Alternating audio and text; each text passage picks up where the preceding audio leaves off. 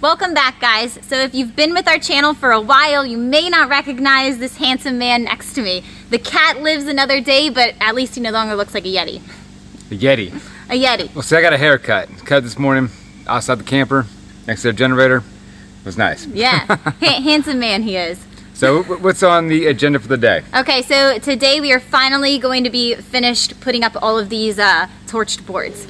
Get those done, get all this stuff done, the entire thing, and then we'll start the metal, get the metal wrapped up, and the exterior of this thing will be done, and we're ready and ramping to go on the inside. Yes. I can't wait for this entire project to be done. Yeah, me either, because of course what we really want to be focused on is finishing the inside of the house. So once we get this out of the way, we are just full steam ahead. All right, so let's hurry and get this done. All right.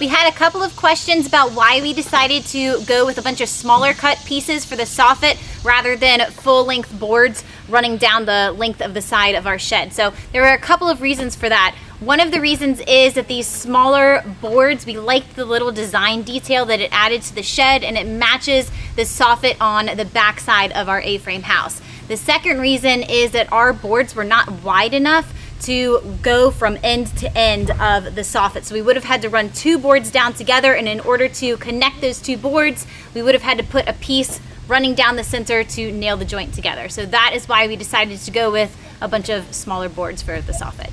Just got up, something's wrong. I waited up with wounds on my feet. Where will you be? Flickering through memories, the Polaroids yellowed in the sun, longing to be seen. So come and hide with me, hide with me, hide with me. Come and hide with me, hide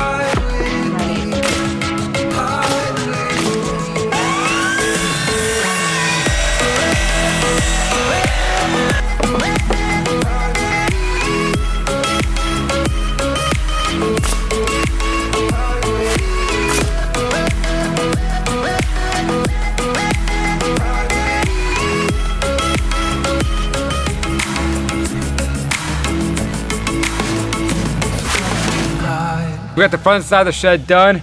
This time on the box side went a lot easier and a lot faster. Once I did the first side, I got a plan, and now I'm expecting for this back side to get done fairly easy and efficiently. And then we can move on to the metal roofing.